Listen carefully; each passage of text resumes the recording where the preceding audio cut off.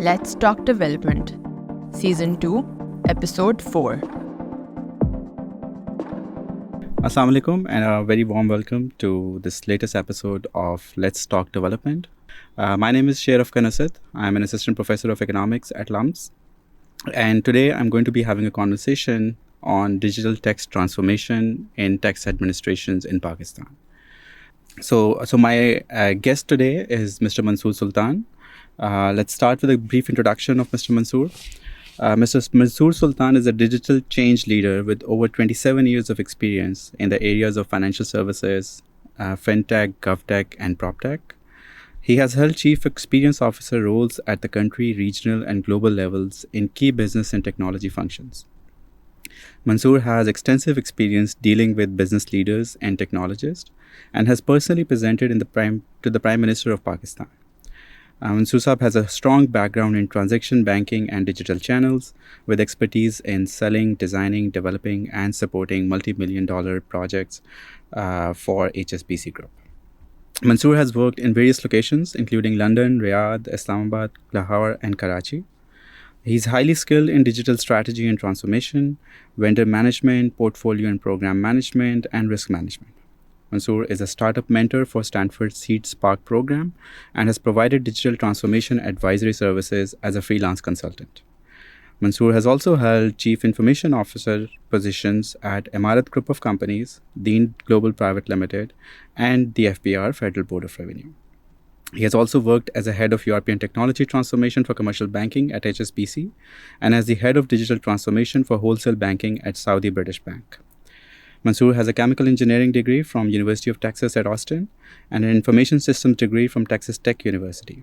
His continued education has included courses from Vanderbilt University, Deloitte Digital, Earthwash, London Business School, and SWIFT. He has also published reports and articles on the future of banking and technology. Mansoor Saab, it's a pleasure to have you here. Thank you so much for joining us. Now, before we dive into the digital transformation of tax administrations, I would like you to start by explaining what is digital transformation and what it really entails. Dr. Thank you so much. First of all, Bismillahirrahmanirrahim. It's a great opportunity to be here. Thank you so much for that. I think I think you've hit the nail on the head, if I may say so. Because these definitions are slightly used interchangeably, especially in the public sector in Pakistan. So digitization, digitalization, and digital transformation are three distinct areas. And unfortunately, we use it quite interchangeably. So digitization is basically taking a physical point of entry of data, for example, say a form that a person may fill out, and changing it into an electronic form. So making it available electronically to be filled. Now, the rest of the process downstream is not touched at all. So a lot of organizations feel quite happy about the fact that they've digitized their process. It's only an input. Now, when you take the data received from digitization and actually use it in a business process to actually either create business decisions based on that or optimize a process, that is called digitalization. Okay. And most of our public sectors tends to stop at that point. Digital transformation is actually taking a step back from that and looking at the process end to end. So if, for example, if it's a tax journey, from the point of where a citizen or a taxpayer registers for that service, all the way till they file their taxes, they send in, or if they returns, and if they need to pay additional tax, they make that payment, or if they need to receive a refund if they paid excess, then that entire end-to-end journey is transformed. Yes. And that is where you start to see a lot of value coming in. So I when I do presentations, I actually show a chart where this journey goes up as in value for, bang for the buck, you could say. Mm-hmm. The amount of effort spent on doing that process or digitalization and digital transformation, but also the value that an organization gets out of it. Nice. So I think that is very, very important to understand, first of all. And then we can, go from there. Thank you. I think this is a great point. I think it's very important to understand the distinction that you're highlighting between digitalization, and digital transformation.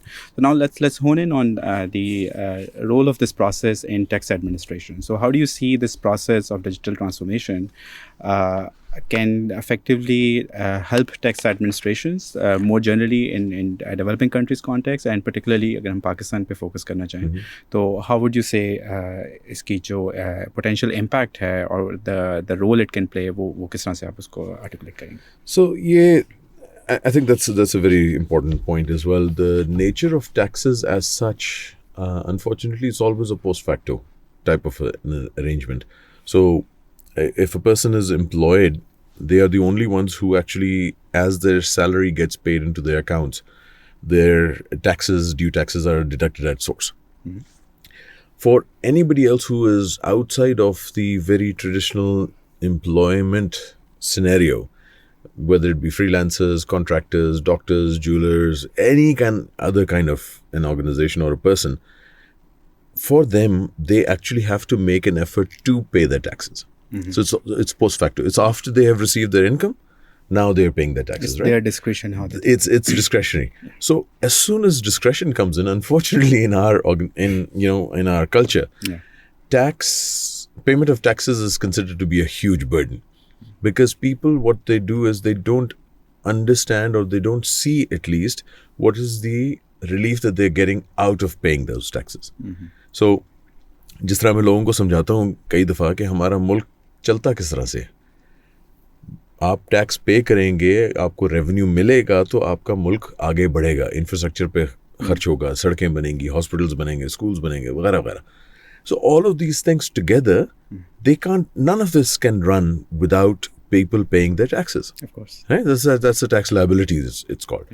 So इस चीज़ को समझाना बहुत ज़रूरी है लोगों को, और ये भी समझना बहुत ज़रूरी है कि जी 18th अमेंडमेंट जो हुआ था, उसके बाद जो सेल्स टैक्स ऑन सर्विसेज का पार्ट है वो चला गया to the provinces.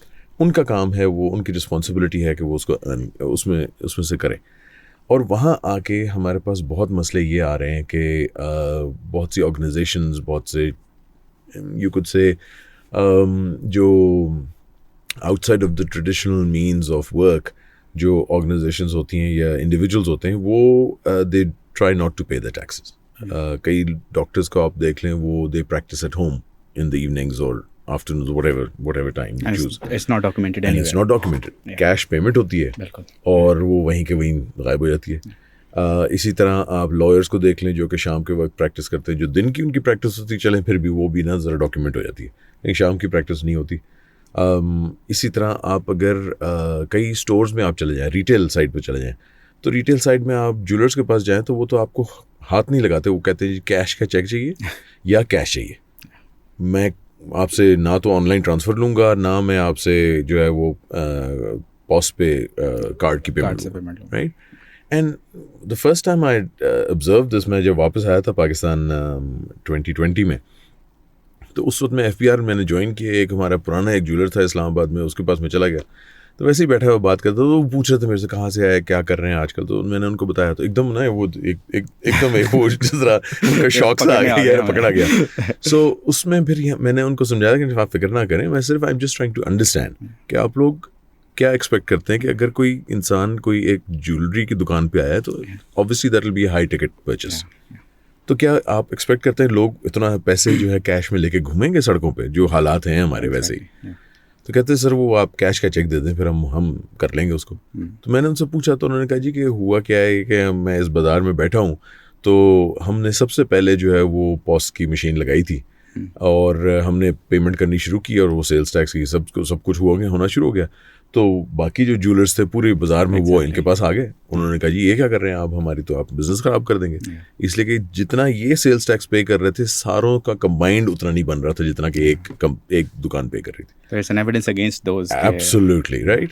And that is why we need to really work on this, I think इसमें एक और जो चैलेंज आता है कि from a individual jewellers perspective, अगर हम ज्वेलर की ही बात करें, तो they also have to compete with other jewellers जो कि नहीं चार्ज कर रहे हैं टैक्स. सो अगर आपने अपनी 16 16%, 17% प्राइस बढ़ा देनी है, तो you are competed out of the market, right? Absolutely. So basically जो compliance improve करनी है, it has to be like आप सबको लेके आओ TaxNet में. 100%. It can't be कि आप selective लोगों को 100%. अगर आपको याद हो डॉक्टर साहब के जो FATF की हम ग्रे लिस्ट पे चले गए थे, और उसमें one of the things that was highlighted was, well, few were highlighted.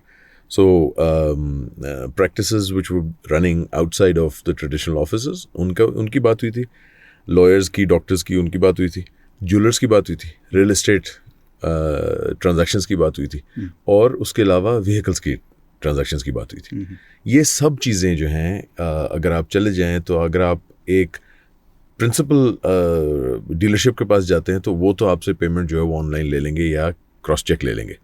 लेकिन अगर आप किसी नॉन ट्रेडिशनल वाले के पास चले जाएं, जो टर्शरी भी अगर है, सेकेंडरी या टर्शरी, उसमें they will only deal on cash. और फिर आपको कुछ नहीं पता कि आपकी वो गाड़ी ट्रांसफ़र हुई आपके नाम से कि नहीं हुई, कि क्या हुआ. And these are very tricky areas. Of course. And I think the reason we're talking about this is कि हमें लगता है कि डिजिटल ट्रांसफॉर्मेशन का जो प्रोसेस है वो इसको किसी तरीके से एड्रेस कर सकते हैं. बिल्कुल. तो let's switch our discussion to that. तो how would you describe कि इस वक्त पाकिस्तान में जो digital transformation, and I'm linking it back to जो आपने शुरू में प्रोसेस लेआउट किया था कि digitalisation and then digital transformation. So उस प्रोसेस में how do you see कि पाकिस्तान इस वक्त कहाँ पे फॉल कर रहा है, and where our tax administrations are, Sure. more generally including provincial and federal administrations. How do you see those? So I think I must say that there has been significant progress made over the last I'd say about 5 to 7 years. Okay. बहुत फ़र्क पड़ा है. जब मैं पहले पाकिस्तान में होता था तो पेपर हम रिटर्न्स फाइल करते थे. जब मैं वापस पहुंचा था, I was very pleased to see कि all electronic returns. The entire process was electronic. Additional payment जो मैंने एक्स्ट्रा करनी थी वो भी इलेक्ट्रॉनिक थी, पेमेंट गेटवे के थ्रू. वो सब कुछ हुआ. उसके अलावा जो I know कि जब मेरे होते हुए FPR में एक चीज़ शुरू हुई थी कि we wanted to remove the touch points between the taxpayer and the tax administration officials. As you can imagine, most of issues happen at that touch point, exactly, right? Yeah. अब आप अगर वो फिजिकली उनको separate कर देते हैं तो वो कॉन्वर्सेशन, और उसको कॉन्वर्सेशन को आप रिकॉर्ड कर रहे हैं, तो वो कॉन्वर्सेशन में ये नहीं हो सकता कि यार ये इसमें इस तरह कर ले तो ये हो जाएगा. Exactly. So हमने क्या किया कि हमने जो इन पर्सन हियरिंग्स होती थी रीजनल टैक्स ऑफिसेज में, उनको हमने वर्चुअल कर दिया. Even if the official was sitting in the same building upstairs in his office, he was not allowed to come downstairs and actually engage with the taxpayer. I see. So हमने इसका pilot किया था. उसके बाद मेरे छोड़ने के बाद और लोगों ने भी उसको आगे बढ़ाया. बट वो नीचे हमने वर्चुअल मीटिंग रूम्स बना दिए. उसमें एक मॉनिटर लगा दिया, कैमरा है उसके साथ में. वो टैक्सपेयर आके वहाँ बैठता है, अपने सारे पेपर्स लेके आता है. जो उसने पेपर सबमिट करने हैं वो एक ऑफिशियल आके बाद में उसको रिसीव करके ले जाएगा. लेकिन everything became virtually separated. And there was an immediate positive response to that. From the taxpayer as well. इसलिए कि वो कहता था यार अब मेरे से वो जो वगैरह इधर उधर की बातें होती हैं वो नहीं होती. और ऑफिशियल का ये था कि वो उनके लिए एक वो टाइम भी सेट हो गया कि यार लोग सिर्फ इस वक्त आ सकते हैं. इसलिए कि अपॉइंटमेंट हमने कैलेंडर ओपन कर दिया. उस स्लॉट पे आएंगे, उस स्लॉट पे चले जाएंगे, अगली वाले की बारी आ गई. वरना लोग आके बैठ जाते थे. वो बेचारा ऑफिशियल भी जो है उसके बाहर जो है 50 लोग लाइन लगी होती है. सो दोनों साइड बड़ी अकाउंटेबिलिटी और ट्रांसपेरेंसी भी है उसमें इंश्योर होना शुरू हो गया. सो वो किया. उसके बाद हमने जो एक ट्रैक एंड ट्रेस का जो सिस्टम बहुत फेमस, उसके बारे में बहुत बातचीत हुई थी, प्रेस में भी बहुत आया था. वो हमने शुरू किया था with the tobacco industry. So tobacco में हमने उसको एक कंपनी के एक प्लांट में एज अ पायलट इंस्टॉल किया. That's an automated system. Now, what it does is on the assembly line for tobacco products, before the cellophane packing happens, so डब्बी में सिगरेट्स डाल गए, उसके बाद वो आगे जाता है एक जगह पे, वो एक स्टिकर उस पे इंस्टॉल होता है. उसके बाद उसकी सेलोफेन रैपिंग होती है. फिर उसके बाद एक कैमरा है जो कि उस स्टिकर पे से जो QR कोड है, which is unique to 16 billion in one, और उसको वो स्कैन करता है और उसको एक्टिवेट कर देता है. ना वो जब एक्टिवेट हो गया तो उसके पास रिकॉर्ड में आ गया कि जी इस कंपनी का इस पॉइंट पे, इस टाइम पे, इस दिन ये पैक ऑफ सिगरेट्स पैक हुआ है, इसका जो फेडरल एक्साइज ड्यूटी है वो कलेक्ट हो गई है या पे हो जाएगी, ये लायबिलिटी बन गई उनकी, और वो आगे पैक होके वो into smaller cartons and then bigger cartons and then ship out truck तक, वो हम उसको फॉलो कर सकते थे। उसके बाद जब वो ट्रक से वो वेयरहाउस पे पहुंचा, वेयरहाउस में भी हम फॉलो कर सकते थे, इसलिए कि वो डब्बों के ऊपर जो QR कोड थे, they used to have a record के अंदर क्या क्या QR कोड्स हैं, all the way down to the box. And then eventually when it is sold, so the tax officials could go to any panwala या wherever it is being sold, and they had their own app जिसको वो scan करें तो उनको पता चल जाएगा इसकी पूरी traceability from the time it became a cigarette to when it is being sold, वो आ जाता।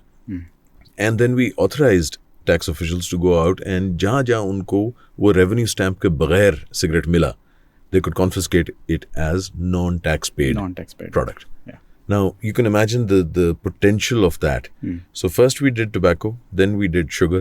In 2020 crushing season, 84 plants of sugar, all of them that produce sugar in Pakistan were installed with this. Now, what happened was, इसका फर्क ये पड़ा कि जो पिछला जो crushing season था compared to this crushing season, we suddenly became a net exporter of sugar as compared to a net importer of sugar in the past. Why? There was no additional installed capacity. It was purely documenting what was being produced. Exactly.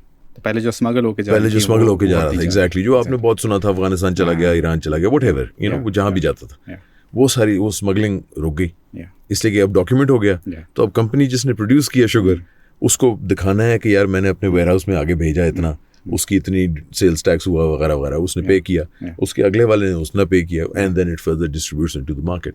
सो ये supply chain की जो integration है ना, ये बहुत ही important है। So sorry, मैं ज़रा ज़्यादा बात कर ली उसके बारे में, लेकिन इसके अलावा जो कस्टम साइड पे भी हमने बहुत कुछ वर्चुअल असेसमेंट्स और क्लियरेंस इन द स्काई और ऑन द सी, कि before the consignment used to arrive, उसकी क्लियरेंस पहले ही हो चुकी होती थी, because the documentation was all electronic, it was passed on to the local customs, उनको पता था कि किस कंटेनर में क्या सामान आ रहा है, and और उससे क्लियरेंस तेज भी हो जाती। So our ports became much more efficient, and obviously जो importers थे उनका फायदा हुआ, और फिर exporters का भी इसी तरह से फायदा हुआ। So ये काफ़ी चीज़ें हुई। This is great. I think हमारे listeners के लिए भी this is very useful information to understand कि क्या क्या initiatives हो रहे हैं। But I would like to maybe take a cynical stance and say कि इसमें अब हम ठीक है, इतने इनिशिएटिव्स हम कर रहे हैं, ट्रैक एंड ट्रेस कर लिया, पॉइंट ऑफ सेल डिवाइसेस कर रहे हैं, ई-पेमेंट की आपने बात की, ई-फाइलिंग की। So we have been doing all of these initiatives, and yet अगर आप पाकिस्तान की एक मैक्रो लेवल पे परफॉर्मेंस देखें in terms of the revenues that we are generating, it's one of the lowest in the world. हमारी जो tax to GDP ratio, एक common stats use की जाती है टू सी के कितना हम टैक्स कलेक्ट कर रहे हैं as a proportion of our economy, it's below 10%, and historically it has remained below 10%। जबकि आप इसको कंपेयर करें टू एडवांस इकोनॉमीज़, वो कुछ 40% के करीब पहुंची हुई है। और इवन अगर पाकिस्तान को चलें, it's unfair to compare Pakistan to UK या स्कैंडिनेवियन कंट्रीज़, पर अगर हम पाकिस्तान को चलें कंपेयर कर लें to countries which are at the similar level of development, India में आप देख लें कि 16% 17% पे उनकी टैक्स टू GDP रेशो है, and in other countries who are doing really well at the same level of Pakistan development, तो वहाँ पर tax collection is much better. तो और पाकिस्तान में, so there is this professor Mazhar Waseem at University of Manchester, he has looked at various reforms that have been implemented throughout Pakistan's history, and उनकी finding यही है कि we keep doing the reform after reform, but ये जो हमारे overall compliance है, it's not really changing much, like we are still stuck at that low compliance level. तो what do you C, like what do you see the challenges are for Pakistan कि हम even with all these attempts at transforming our tax administrations, we are not able to increase our revenues? Loaded question. Of course. इसमें देखें, हमारा, as I said before as well, कि हमारा जो है ना वाइड स्प्रेड कल्चरल इशू है tax evasion, tax fraud का।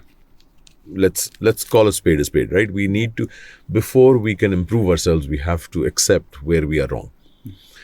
And उसकी वजह से जो FPR है, आई नो कि बहुत लोगों का, आज भी सुबह भी मैं एक ट्वीट पढ़ रहा था तो उसमें यही लिखा हुआ था कि जी FPR is the largest criminal organisation in Pakistan. मुझे भी शुरू में ऐसे ही लगता था जब मैं बाहर था, लेकिन जब मैं उनके अंदर घुस गया तो मुझे ये भी फील हुआ कि यार बेचारे वो भी मजबूर हैं। क्यों? इसलिए कि बहुत सारी मेजर्स, बहुत सारी चीज़ें वो भी प्रपोज करते हैं। मेरे होते हुए मैंने खुद किया ये कि हमने बिग डेटा इस्तेमाल करके वी स्टार्टेड टू एनालाइज कि यार सेल्स टैक्स वगैरह on just one tax code which was transactions of purchase and sale of vehicles. हमने सिर्फ उसको टैक्स कोड को पकड़ के हमने उसकी एनालिसिस शुरू की. तो हमारे एक दूर दराज के बड़े शहर में एक साहब का नाम हाईलाइट हुआ. एक ही CNIC पे वो साहब का नाम था, वो 3600 उनके पास गाड़ियाँ रजिस्टर्ड थी उनके नाम पे. Right, and physically it's impossible, right, क्या चक्कर क्या है यार. उसके बारे में जब पता किया तो वो एक पार्टनर थे इन सम टर्शरी डीलरशिप जहाँ से कि गाड़ियाँ बिकती थी, लेकिन the registrations never used to transfer to the new buyer. वो अपने नाम पे ही थे, वो अपने नाम पे रखते थे. अब come to think of it, क्यों नहीं आप रजिस्टर करेंगे? मैंने अगर जाके गाड़ी खरीदी ना, मैं तो सबसे पहले जाऊंगा मेरे नाम पे गाड़ी रजिस्टर. सिक्योरिटी है, एक आपको एश्योरेंस है कि जी मेरी एग्जैक्टली मेरा एसेट है. ठीक, लेकिन क्यों नहीं होता? इसलिए कि कल को मुझे दिखाना नहीं पड़ता कि यार मैंने खरीदी गाड़ी. जब मैंने खरीदी नहीं है तो फिर मुझे ये नहीं दिखाना पड़ता कि वो उसका पैसा कहाँ से आया वगैरह वगैरह. And it just keeps on flowing, right. और विद होल्डिंग टैक्सेस भी नहीं पे करने पड़ते, आपको रजिस्ट्रेशन फ़ी नहीं पे करनी पड़ती, आपको हर साल जो है रजिस्ट्रेशन रिन्यूअल नहीं पे करनी पड़ती वगैरह सारी चीज़ें. सो ये चीज़ें हैं जो कि we have to wake up and realize कि यार ये this requires a lot of political will. Now, what I'm really hopeful for कि इस वक्त जो administration है in place, they have the backing of all the relevant agencies and authorities कि यार इसको enforce करें. मैं यही गाड़ी का एग्जांपल लेता हूँ आपसे, राइट.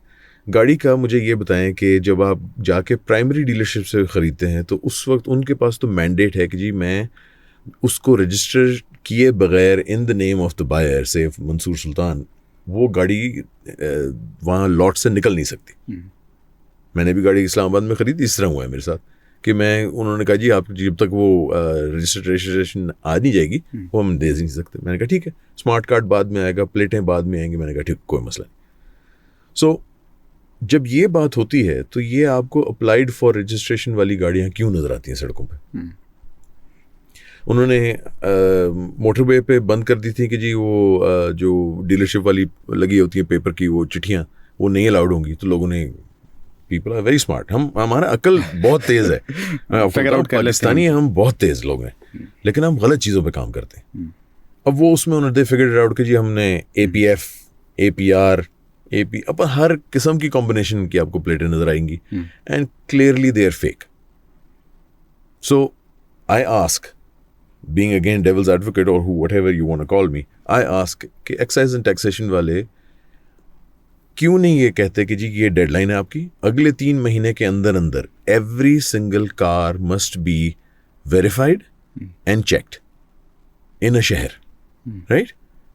और आपके पास बहुत सारी फैसिलिटीज़ हैं. आप यहाँ करें कि जी कदाफी स्टेडियम में हर रोज़ जो है वो सुबह से लेकर शाम तक लाइनें लगेंगी. कोविड के लिए किया था ना लोगों ने, जाके टेस्ट करवाए थे, जाके इंजेक्शन लगवाए थे. जब एजेंसी थी ना, जान का खतरा था. तो उसका क्या मतलब हुआ था कि मोटिवेशन सही होनी चाहिए हमें. सो हमें इस चीज़ को बहुत तवज्जो रखनी है कि हमें मोटिवेशन सही देनी है.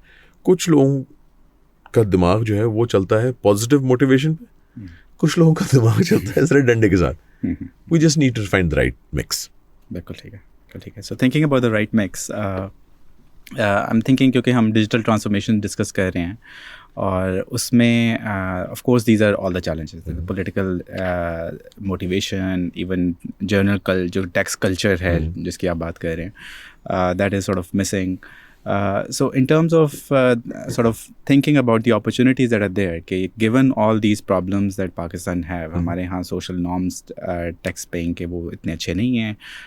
Even tax pay करना is not considered like a good thing. Like a lot of people take pride in the fact कि वो tax नहीं pay करते और अगर कोई pay कर रहा है तो उसका मजाक उड़ाएंगे कि तुम क्यों pay कर रहे हो. तो so given all these considerations, how do you see कि जो transformations हैं वहाँ पे अब future के potentials क्या नज़र आते हैं आपको, कि हम किन टेक्नोलॉजीज़ में या क्या क्या सिस्टम्स हम इंट्रोड्यूस कर सकते हैं जो इन इश्यूज़ को के होते हुए इसी तरह की इन्वायरमेंट में उनको किसी हद तक एड्रेस कर सकते हैं? एक चीज़ है जी जो कि बहुत लोगों की लॉन्ग स्टैंडिंग कंप्लेंट है कि जी FPR के सिस्टम्स जो बहुत कॉम्प्लेक्स लगते हैं. and honestly they do look complex. They have been designed from a perspective of a tax official. वहाँ जो डिफरेंट कैटेगरीज होती हैं जो उनको फिल करनी होती हैं, उसमें वो टैक्स कोड नंबर लिखा होता है, ये नहीं लिखा होता कि उसका मतलब क्या है. सो इवन माई सेल्फ, मुझे तो नहीं पता था कि भाई टैक्स कोड 001-425 का क्या मतलब है. उनको उस चीज़ को चेंज करना है. सो उस चीज़ को चेंज करने का एक तरीका ये है कि जैसे दुनिया भर में होता है कि टर्बो टैक्स टाइप सॉल्यूशंस हैं यूएस में, दे आर हेविली यूज्ड. हमारे पास पाकिस्तान में there are 7-8 companies who have actually started work on that. Befiler is one, Apna Tax is one, Tax Muawin is one. So ये एक user friendly type environment create करके उसमें वो उनको करवाते हैं सारा. सो हमें भी ये करना चाहिए. वो सिस्टम क्रिएट करने की बात है ना. I've used TurboTax. उसमें सिर्फ मुझे, क्योंकि अगर आप सैलरीड हो फिर तो 2 मिनट से ज़्यादा लगते नहीं है. जस्ट हैव टू, आपको एक स्टेटमेंट मिल जाती है आपके जो भी विदहोल्डिंग टैक्सेस हुए हैं, बस आपने वो प्लेटफॉर्म खोला, it's like a very user friendly. एक फॉर्म फिल किया, एक 2-4 नंबर इनपुट किए and that's it, you are done. और वो गेमिफिकेशन हुई है उसमें काफ़ी हद तक. ठीक है. So it's very simple. I still feel कि हमारे पास भी फॉर एग्जांपल जो इनकम टैक्स सोर्स करता है, या जो हमारी विदहोल्डिंग टैक्स की एंट्रीज हो जाती हैं, या हमारे जीएसटी कट जाता है, सो ये सारी चीज़ें एफपीआर के पास इन सम शेप और फॉर्म पहुंचती हैं. मेरा एक जो ड्रीम था उस वक्त जो कि फुलफिल नहीं हो सका, वो बट इंशाल्लाह होगा एट सम टाइम, वाज कि हम प्री फिल करके टैक्स रिटर्न्स अवेलेबल करें ताकि लोगों का बर्डन कम हो. एग्जैक्टली, आसान हो जाए. वही चीज़ एंट्री नहीं करनी पड़े, जो कि पता है. सो मैं यूके में टैक्सेस पे करता था, HMRC के पास मेरे टैक्स रिटर्न्स होते थे. जब मैं हर साल लॉग इन करता था तो उनके पास सारी वो इन्फॉर्मेशन पहले से थी, और वो उसको अवेलेबल इसलिए रखते थे एडिटेबल कि यार in case you need to make a change. Specially अगर चैरिटी के एरिया में अगर आपने चैरिटी पे की है, उसको टैक्स ब्रेक मिलता है आपको. वो चैरिटी का आपके पास अगर एविडेंस है सारी, आप मिला के उसको सारे को वो एंटर कर दें, वो चीज़ें चेंज हो जाती हैं and then you get through. अब उसी तरह से as you finish up and file your return, उसमें आ जाता था कि जी कितने आपने एक्सेस पे कर दिया या कितना आपका ड्यू है. तो ड्यू आप वहीं का वहीं कर सकते हो, जो कि हम भी कर सकते हैं. लेकिन जो रिटर्न वाला है, मतलब कि रिफंड, वो refund used to take 7 days. 7 days, either I used to get a check in the mail, which is now very rare, or I used to get a transfer into my account. वो account details आपसे capture करते थे और directly आपके account में आते थे. वाह, why can't we do this, right? मेरे पिछले 3 साल के टैक्स रिटर्न्स हैं जो मुझे फाइल किए हुए हैं, लेकिन लेने के लिए मुझे उनके ऑफिस चक्कर जब तक नहीं लगाऊंगा, वहाँ पे धक्के नहीं खाओगे, आप वो कागज़ पे कागज़ नहीं दोगे, तब तक वो रिटर्न नहीं मिलेगा. Absolutely. तो वो मैं 3 साल से नहीं कर रहा. So that is unfortunate, right? ये है. अच्छा, उसके अलावा हमारे पास अब तो इतना डेटा जमा हो चुका है, not only from the taxes area, but also from State Bank की तरफ से mandate है for all the banks to provide information on certain types of transactions. Above 250,000 rupees के transactions पे reporting है. ये सारी चीज़ें इन्फॉर्मेशन आती है. तो अब उस पे डेटा एनालिटिक्स और AI इस्तेमाल करके the lot of stuff can be predicted. हमने इसके बारे में काम शुरू किया था कि भाई based on certain types of transactions और उस पर विदहोल्डिंग टैक्स जो कलेक्ट हुआ है, उसकी बेसिस पे वी कुड प्रिडिक्ट कि भाई उनके पास अगर 3 गाड़ियां हैं और एक बंगला है डिफेंस में, और ये यहाँ कमाते हैं, और ये वाला क्लब की मेंबरशिप है, और बच्चे किस स्कूल में जाते हैं, तो we could predict using AI कि यार उनकी इनकम जो है अप्रॉक्सीमेटली इस ब्रैकेट में आती है, जिसकी वजह से उनका जो इनकम टैक्स आना चाहिए वो अप्रॉक्सीमेटली ये आना चाहिए. Now as soon as you do that, obviously you start to see gaps and discrepancies, right? And there will, inshallah, there may be several people who are actually overpaying. But that's fine. But that is where you need to start focusing. And that again goes back to the point कि यार political will की बात है. If we chase after certain people, and unfortunately हमारे culture में वही वाली बात कि जो ज़रा बड़े स्टैचर के लोग होंगे, उनके शायद इस किस्म के गैप ज़रा ज़्यादा हो. सो वो फिर उनके पीछे जब जाएंगे तो फिर ये ना हो कि भाई जो पीछे गए तो बेचारे उसके ट्रांसफ़र हो जाए, या उसके कहीं और वो बेचारा हो जाए. इस किस्म की चीज़ें जो इसमें है आई थिंक एक और चैलेंज ये भी है कि मैं खुद भी, मेरे कॉलीग हैं माइकल बेस्ट, वो कोलंबिया यूनिवर्सिटी में प्रोफेसर होते हैं, तो हमने एक टाइम पे, ये कुछ 7-8 साल पुरानी बात है, FBR के साथ मिल के इस पे काम करना शुरू किया था कि जी हम ये टेक्स्ट पे प्रोफाइल्स बिल्ड करेंगे। और उसमें of course the argument is exactly what you saying कि FBR के पास डेटा आ रहा है from various sources, with holding जहाँ जहाँ हो रही है, दे हैव इन्फॉर्मेशन, बट उसको उस तरह से इफेक्टिवली यूज़ नहीं किया जा रहा। तो हमने बड़ा जी काम करके अपने इकोनोमेट्रिक मॉडल सेटअप करके प्रेडिक्शन वगैरह की यही एक्सरसाइज की थी। तो उस टाइम पे जो चेयरमैन थे वो थोड़े से उनका पॉजिटिव एपेटाइट था इस चीज़ की तरफ, but as the process was going on हम अपना काम कर रहे हैं, साथ ही आपके चेयरमैन चेंज हो जाते हैं, नए चेयरमैन आते हैं and they lose complete, they have no interest in वो चीज़ें। तो आई थिंक एक FBR का ये भी एक चैलेंज रहा है हमेशा कि एक वो जो कंटिन्यूटी है इन टर्म्स ऑफ इम्प्लीमेंटिंग पॉलिसीज़ और किस तरह से इन चीज़ों को यूज़ करना है, वो एक मिसिंग है इसमें। और अंटिल वी इंश्योर दैट कि वो एक स्टेबल तरीके से पॉलिसीज कंसिस्टेंटली इम्प्लीमेंट होती रहें, तो फिर ही हम कुछ चीज़ों को I agree. I think that is a gap. तो इसमें अब so you already talked about के डेटा जो है हम उसको किस तरह से यूज़ कर सकते हैं, और आर्टिफिशियल इंटेलिजेंस और machine learning techniques can help us get there. Do you see other uses of these technologies? For example आजकल AI, आर्टिफिशियल इंटेलिजेंस और blockchain has created lot of buzz all over the world. तो what do you see the potential of these technologies in improving tax administration there? So AI का तो जैसे मैंने कहा ना कि डेटा एनालिसिस में बहुत इस्तेमाल हो सकता है। AI coupled with machine learning and robotic process automation, a lot of that stuff can pseudo automate, make easier, let's put it that way, processes जो कि otherwise ज़रा cumbersome होंगी। हाँ, तो वो आसान, लेकिन करना ये ना कि टैक्स जो है ना टैक्स पेयर, उसके लिए आसान करना है काम। वो उस पर बर्डन कम होगा तो वो कहेगा चलो ठीक है यार मैं अब कर देता हूँ, 5 मिनट तो लगेंगे।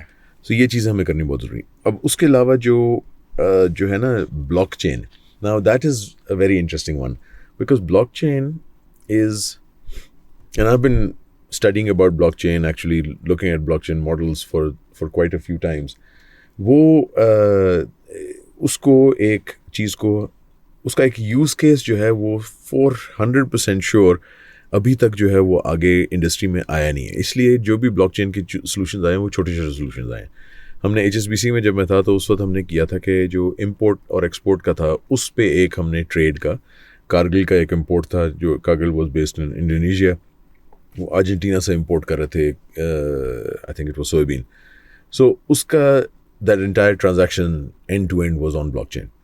अब उसका फ़ायदा जो पाकिस्तान में मुझे नज़र आता है वो है in the Pakistan digital stack. इसके बारे में मैंने पहले भी बातचीत मैं कर चुका हूँ, प्रेजेंट भी कर चुका हूँ। So Pakistan digital stack is basically one large stack of systems जो कि पूरी गवर्नमेंट को चलाने के लिए होगा।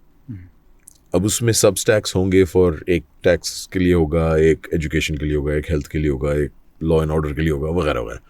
लेकिन ओवरऑल वो Pakistan digital stack runs on, first of all blockchain, second of all there are 4 fundamental building blocks for Pakistan digital stack. Number 1 being digital identity.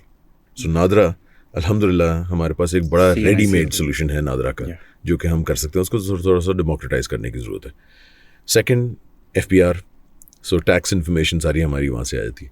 Third state bank of Pakistan और बैंक्स जो हमारे हैं वहाँ से फाइनेंशियल ट्रांजैक्शंस आ सकती। Fourth is SECP, company ownership और company structures. ये 4 building blocks पे आप अगर काम शुरू करें तो आप पाकिस्तान डिजिटल स्टैक को बहुत आगे तक बढ़ा सकते हैं, और उसमें आपका जो कम से कम FBR का जो काम है वो ज़्यादातर कवर हो जाएगा। अब उसके बाद आप लैंड रिकॉर्ड में आएंगे तो आप एग्रीकल्चरल लैंड और अदरवाइज कमर्शियल लैंड और रेजिडेंशियल लैंड के भी रिकॉर्ड्स आ जाएंगे। हेल्थ में आएंगे तो लोग जहाँ जाते हैं वहाँ जा सकते हैं। नाउ जब आप मिनिस्ट्री ऑफ इंटीरियर के आते हैं तो फिर आपकी एंट्री एग्जिट पॉइंट्स, FIA की ट्रांजैक्शंस जो कि इस वक्त भी हम ट्रैक करते हैं FBR में कि भाई किसी का अगर इंटरनेशनल ट्रैवल जो है वो 2 से ज़्यादा दफ़ा हुआ है तो वो फ्लैग होके हमारे पास डेटा आता था कि उसने ये ट्रैवल किया। उसका मतलब ये है कि उसने टिकट ख़रीदा तो उसके ऊपर विद होल्डिंग भी है, एक्साइज ड्यूटी भी है, सेल्स टैक्स भी है वगैरह। ये सारी चीज़ें ना, all sources of information. And a lot of people feel कि यार थोड़ा सा ये ज़रा इंट्रूसिव बिग ब्रदर वाली बात हो जाती है, लेकिन अगर हम as good citizens and good civic persons हम अपनी रिस्पॉन्सिबिलिटी को पूरा कर रहे हो तो हमें ये करने की ज़रूरत नहीं है. हम अगर अपने पूरे टैक्सेस पे कर रहे हैं, हमारा मसला ये है, राइट, हमें पकड़ने की ज़रूरत है. एग्जैक्टली. और वो पकड़ फिर इसी तरह आती है. या सो इस तरह की चीज़ें. नहीं, I think what I read from that is के टैक्स एडमिनिस्ट्रेशन इम्प्रूव करना सिर्फ FBR या एक टैक्स अथॉरिटी नहीं कर सकती. यू नीड एक मल्टी फैसेटेड पूरी ब्यूरोक्रेसी, पूरे गवर्नमेंट के वेरियस इंस्टीट्यूट्स जैसे लाइक स्टेट बैंक, इवन ये जो बिजलियों के बिल आ रहे हैं, सो आप में लेस्को और ये एस्को इनकी आपको पार्टनरशिप चाहिए.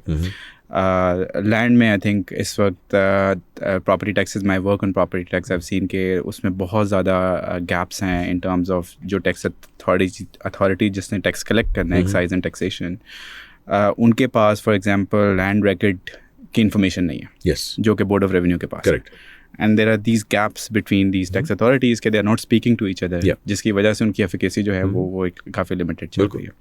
So of course, I think one thing that's really critical is कि tax अगर हमने seriously improve करना है तो we coordinate all these institutes together और उसके accordingly approach create. So doctor साहब, इस पे मैं थोड़ा सा एक ऐड चीज़ करूँगा कि इस वक्त एक काउंसिल बना हुआ है इन इस्लामाबाद जो कि so it's chaired by Chairman Nadra. उसमें जो आपके चीफ सेक्रेटरीज हैं of all the provinces, they are represented. उन्होंने further delegate down किया हुआ है to the chairmen of the revenue boards. उसमें FBR की भी membership है, स्टेट बैंक की भी membership है, फाइनेंस मिनिस्ट्री की membership है, बहुत सारे लोग इस तरह से हैं. So the right, actually बहुत सारे मतलब कि the right people are there, the right stakeholders are there. और उस पर यही काम हो रहा है कि डेटा एक्सचेंज पे हम किस तरह से काम कर सकते हैं. अभी तक हमने FBR में MOU साइन किए हुए थे विद वेरियस एजेंसीज, जो आपने भी बात की, मैंने भी बात की. उसमें यही होता था कि वो that was just a memorandum of understanding. Enforceable नहीं है. सो ये जो एक काउंसिल क्रिएट किया गया है ये इन्फोर्सेबल है.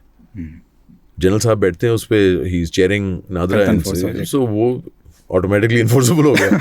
Everybody will kind of come to that. So उस पर काम हो रहा है और उस पर अल्हम्दुलिल्लाह अच्छा काम हो रहा है from what I hear. No, that's great to hear. I think. So इसमें I think हम थोड़ा सा we are running out of time. Conclusion की तरफ जाना है, तो इसमें maybe मंसूर साहब just maybe highlight some of the risk attached with this. Like हम बात करें कि डेटा को हम यूज़ कर सकते हैं. We can आपने पहले भी बताया कि people might complain कि ये big brother आ गया. So how can we address those risks with digital technologies? और फिर उसको में अगर आप कोई और बैरियर्स देखते हैं in trying to implement those, तो वो क्या होंगे? Good question. आई थिंक ये हमारे होते हुए भी जो है ना एक इंसिडेंट हुआ था 2020 August 14th that there was a data breach. That was actually not a data breach, but it was just a breach of the organization. सो उस वक्त भी साइबर सिक्योरिटी पे बहुत काम होना था. अभी भी आई फील कि होना है. हमारे पास असल में साइबर सिक्योरिटी की भी जो अंडरस्टैंडिंग है ना एट पब्लिक सेक्टर लेवल, वो ज़रा मेरे ख्याल से ज़रा लैकिंग है. हमें really we need to understand what it is. इसलिए कि हमारा ये ख्याल होता है कि हम सिर्फ अपने सिस्टम्स लगा देंगे, फायरवॉल्स लगा देंगे, इंट्रूजन डिटेक्शन सिस्टम्स लगा देंगे, उससे काम हो जाएगा. नहीं होता. एप्लीकेशन लेयर पे हमें समझने की ज़रूरत है, अवेयरनेस फैलाने की हमें ज़रूरत है, हमारे स्टाफ को समझने की ज़रूरत है कि क्या करना है. सो cyber security is number 1 risk in my view. Number 2 फिर डेटा प्राइवेसी. अब वो डेटा प्राइवेसी में नादरा ने ये किया है कि they have issued consent based and multi factor authentication based access to data. So अगर आप अब जाते हैं कहीं वेरिसेस करवाते हैं किसी बैंक में या टेलको पे, तो आपको SMS आएगा जिसके थ्रू आप वो उसको ऑथेंटिकेट करेंगे कि you are the one who is requesting for this. एक तो पहली बात बायोमेट्रिक होगा, फिर उसके बाद आपका मल्टी फैक्टर ऑथेंटिकेशन होगा. सो ये चीज़ें, इस तरह की बहुत सारी और चीज़ें जो कि हम कर सकते हैं, जो एग्जिस्ट करती हैं, एब्सोल्युटली, उनको अडॉप्ट करनी. We just need to adopt, we need to integrate. Absolutely. Mansoor Saab, thank you so much. I think I would like to move towards the conclusion of this podcast. एक चीज़ जो मैं खुद highlight करना चाहूँगा कि being an academic and involved with this work on tax administration, I think एक untapped potential Pakistan में exist करता है where we are not collaborating or enabling collaboration between academia, public sector, private sector. वो चीज़ थोड़ी सी missing है और उसमें I feel like आज हम podcast host कर रहे हैं through CDPR, Consortium for Development Policy Research. There are institutes like SERP, Center for Economic Research in Pakistan. LUMS में हमारा महबूबुल हक रिसर्च सेंटर है, इंटरनेशनल ग्रोथ सेंटर है, जो कि ये कोशिश कर रहे हैं इन चीज़ों को इनेबल करने की और ये कोलैबोरेशंस बनाने की. तो I think that's a very important avenue going forward कि हम एक this is not a small problem. Like Pakistan का एक बहुत मेजर मसला है हमारी low revenue collection, and we bring all stakeholders together और जो कंट्रीब्यूट कर सकते हैं वो इनेबलिंग एनवायरनमेंट के लिए क्रिएट किया जाए. तो with that I would like you to give us some last words. Anything you would like to say for tax administrations, Pakistan going forward, क्या हमें करना चाहिए, and then we'll conclude. So I think again you've hit the nail on the head. I think public-private partnerships, public sector tends to kind of shy away from them because they feel that there could be people who are trying to take advantage of the situation. Lekin the trust has to be there. The trust has to be there because you need the public sector needs to realize that the private sector has much more to offer than just wanting to steal away whatever they think they are at risk for. और उसके अलावा एक public sector का एक certain perspective है जो कि बहुत सालों की ट्रेनिंग में आता है, उसको हमें चेंज करना है. अब ये वो कॉलोनियल ज़माना नहीं रहा. अब ये ज़माना बहुत चेंज हो गया है. Younger generation is very aware of what is going on and they need to be tapped into. हम उनको क्यों नहीं बोलते, हम फोकस ग्रुप क्यों नहीं करते, बुलाएं लोगों को, हम बोलें कि जी हम ये नया सिस्टम बना रहे हैं, आप बताएं कि आपके लिए मुश्किलात क्या रही हैं, आप इसको किस तरह से आसान समझते हैं, आइडियाज़ बताएं. And we take those ideas and we look at them, we digest them, when we pick out the top ones and then we implement them. So ये चीज़ हमें ऐसे लोग भी फील करते हैं कि they're involved and they're participating. Ownership आती है. Yeah, बिल्कुल. And academia में कितना कुछ नहीं awareness आती कि बाकी दुनिया में क्या हो रहा है. Yeah, of course. हम लेके आए. हमें पता है कि चाइना में जो है वो विदहोल्डिंग टैक्स का सिस्टम बहुत ही अच्छा लगा हुआ है. हमें पता है कि रशिया में SME लेवल पे जो टैक्स कंप्लायंस है वो टॉप ऑफ द लाइन है. हमें पता है कि सिंगापुर और एस्टोनिया में top of the line government systems लग चुके हैं, जहाँ के एक सिटीजन को कहीं नहीं जाना पड़ता किसी काम के लिए, वो अपने घर से या अपने मोबाइल से हर गवर्नमेंट सर्विस को एक्सेस कर सकता है. बनी बनाई चीज़ें हैं. आप अगर यूनाइटेड नेशंस का ITU को देख लें तो वहाँ गव स्टैक का एक पूरा सिस्टम तैयार है. All they ask is some information and you can take the entire stack. Why can't we implement that? इसमें पैसे नहीं लगते, इसमें सिर्फ दिमाग लगता है. दिमाग चाहिए, इनिशिएटिव चाहिए. हमें डिफरेंट तरह से सोचना है and that is my message to people. Thank you, Mansoor Saab. I think this was a wonderful discussion, and I feel like we have talked about a lot of challenges that Pakistan face, but I think there's also hope there. Yeah, absolutely. And so this I would think of this discussion as being very hopeful and progressive. Inshallah. So, thank you so much. Thank you so much. Thank you so much.